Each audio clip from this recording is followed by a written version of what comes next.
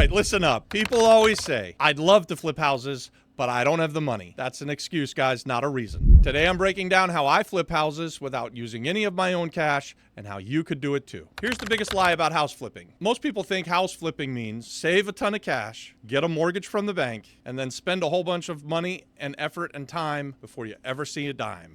You're wrong. Flipping houses is about leverage. What I'm talking about is using strategic, smart moves that allow you to buy and control real estate. The thing is, you just don't have to use your own cash. This is the mantra that I tell myself and that I tell everybody who watches our channel. By the way, like and subscribe to the channel if you haven't already done that. No money? No problem. The biggest reason that people don't start is that they think that they need money. But here's the truth. If you find a great deal, the money's gonna find you. I've seen people with no experience, no capital, no connections, and even with bad credit pull off highly successful flips just by structuring the right deal.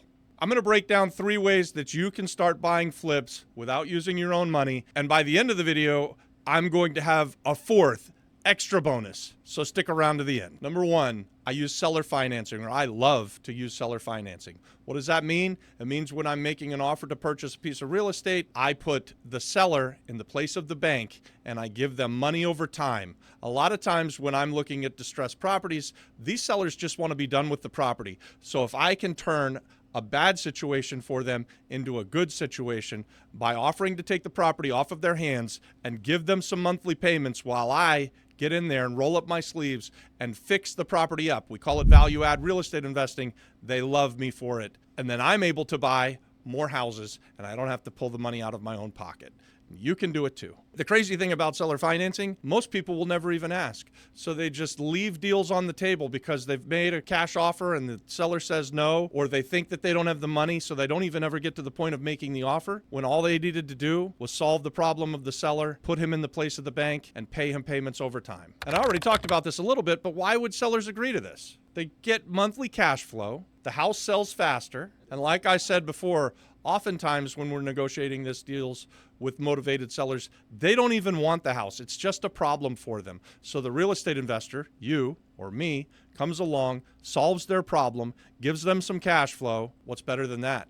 I don't know how many times in the last 27 years I've bought properties with 0 money down and started making payments to the seller just because I asked if they would take terms. Number 2, partnerships. This is one of my favorite ways to buy real estate. We've been using these partnerships for at least the last 15 years. Here's the theory. If I don't have the money, which oftentimes I don't, I go find somebody who does have the money and I partner with them. For me, it may be easier than for you starting out because I've got a track record of success, but listen, if you've got a great deal, the deal of a lifetime, and you can show someone who's got the money a plan to execute and fix the house up and then sell it and make everybody a bunch of money, the money will find you. So partnerships are a brilliant way for you to buy real estate without any money coming out of your pocket. On most of the flips that I've done over the last 15 years, I brought in money partners who fund the deal. And in return, I find the deal, do all of the work, and get it sold.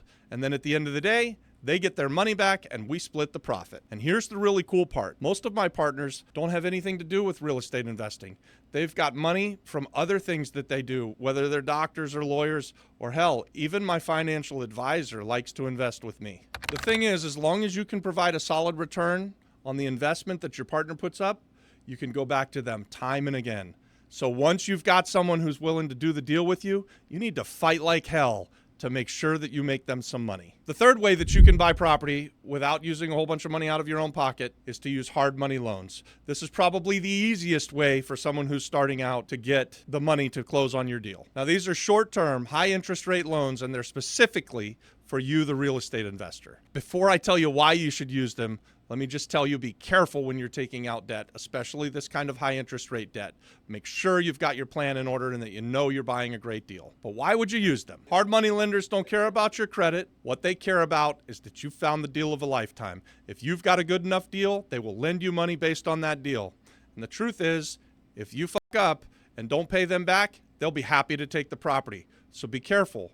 Use debt wisely. And you can also use hard money lenders so that you can close fast. Hard money lenders will lend on properties way faster than a bank ever will. What a hard money lender cares about is that the numbers work. And for you, what you care about is what are you going to make on the deal, not what are you paying to get the money. So sometimes having the access to cash is more powerful than what the cash, or more important, I should say, than what the cash costs. The trick is only use the hard money loans when you have a solid exit plan. You're going to get in, you're going to get out, and then the high cost of money doesn't matter as much. Right now, guys, in real time, I'm investing in this house in Winter Park, Florida. I've been working on it for 6 months, and I don't have the money to buy it. And at this point, as we're shooting this today, I haven't even taken it to market to get the money. But I know, because I have 27 years of experience, that I have a great deal and I'm going to be able to bring it out to the market, even inside of my Apex community, and I'm going to be able to have somebody come alongside me and put the money up. The fourth way that we're funding our deals is through private money. Where do you find private money, people? Private money are people that you may know already. They could be family members, it could be your dentist, or you could join our free community on School. The link's in the description. Over there, you can network with other real estate investors. You can learn together. And ultimately, guys, we hope that we can do deals with many of you. So we are looking for private money partners inside of our School community, and we're inviting you to do the same.